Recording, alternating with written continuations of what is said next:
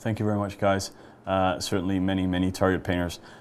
If anyone's sitting at home now thinking, what are target painters? Why haven't we heard much about them? Yada, yada, yada.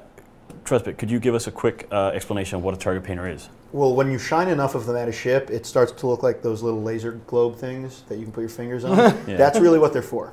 That is their official function? No, that's a undocumented feature by CCP. Okay. No, target painters, what they do is they shoot at an enemy ship and make its signature radius bigger, which is kind of helpful for missiles, and if you want to hit a smaller ship with a bigger gun, it's helpful.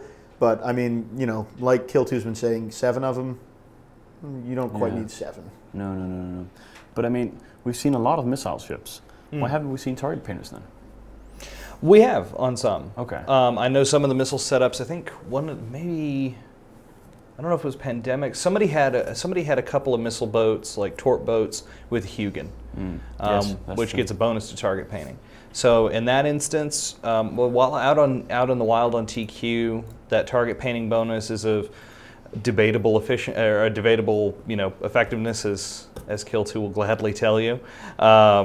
In the tournament, when you're using a lot of torp boats, when you're using a lot of bigger ships, heavy missiles even to shoot at frigates, that target painter bonus is a big deal. And those Minmatar E-War ships, the Hyena, Rapier, and Hugin, all get a bonus for it, and it's very nice. Okay, so we are pretty much down to very few teams now. We have Red Overlord and Beyond Virginity coming up as well.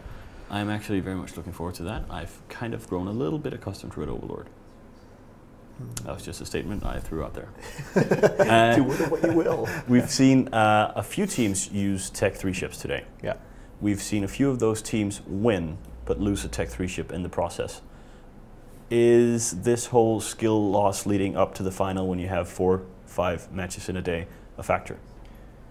It is. I mean, you're only losing 5% per level with each of those, so it's not like game ending, but it is something you have to think about. If you have a Tech 3 plan, you may want to save it for the final, just so you don't have to worry about that. But you know, there's other teams who come up with a whole Tech 3 like core for the team, and you don't really have a choice to hold it back. Yeah, totally. And I mean, well, saying 5% is not a big deal. Tell it to that Proteus pilot from a few minutes ago. I'm sure he'd love that Tengu to have 5% less resist. But at the same time, you're right. I mean, it's not a huge deal. What I would suspect and what I would do in that situation, if I was insisting on bringing Tech 3 ships on the last day, I would do one of two things. I would either, if all my Tech 3 ships lived, great. I can use them again without swapping anything out. Awesome. If they die, though, you've got to either have another setup that doesn't incorporate those same ships, or you've got to have other pilots who are maxed out in those ships. I mean, the alliances can draw from the different pilots within their ranks, and so if you're a good enough PvP alliance, you'll have multiple people capable of flying Tengus, Proteuses, and all that stuff. I think we'll just roll with the punches on that one. Atropos, are the big alliances in this tournament better than the smaller alliances? Not at all. I mean, we've seen, you know, like I said earlier, established alliances getting their asses handed to them. You know, it's a real upset. I mean, Unreloaded out, the Ronin out, Cry Havoc out. You know, you can't.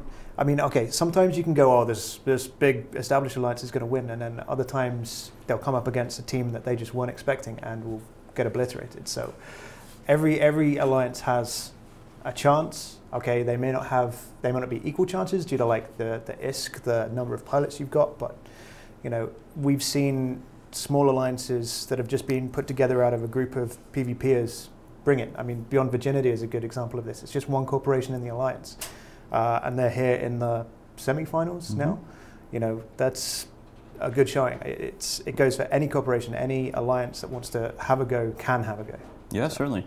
I mean, we still, of course, have Red Overlord and Pandemic Legion, who are relatively big alliances, but I mean, Beyond Virginity, as you mentioned, Circle of Two, the small teams are definitely still in there. And I mean, if I were to list some of the bigger alliances that have lost today or yesterday, I mean, we have Goon Swarm, Solar Fleet, Morsis Mihi, tons in AAA today. It's like when CSB Claw and CSB Capsulot were doing their kind of funny commentary, and they were discussing that this tournament is more about the pilot skill, and I think that is true. You know, we've kind of been changing the rules so that it relies more on your what you're capable of out of game as opposed to what your pilot is capable in game, and I think that's as it should be.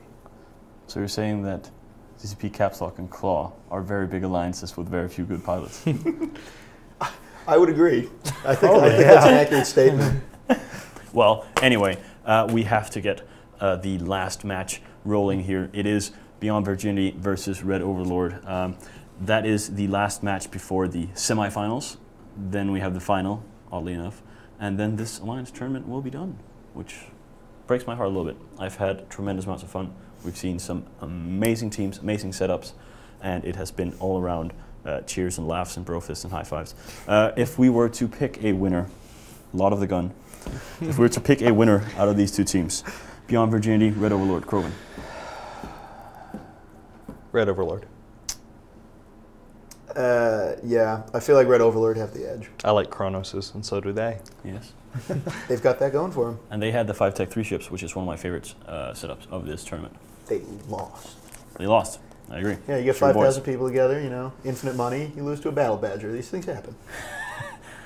I'm tempted to say Red Overlord. Beyond Virginity did well, but they didn't take Ushra Khan apart quite as decisively as I would have liked to see. So I'd go Red Overlord. And although I hope Beyond Virginity do go Beyond Virginity, I will also put my money on Red Overlord. But it is really something that we will have to find out in just a few minutes by watching. I think the 1 minute countdown is on.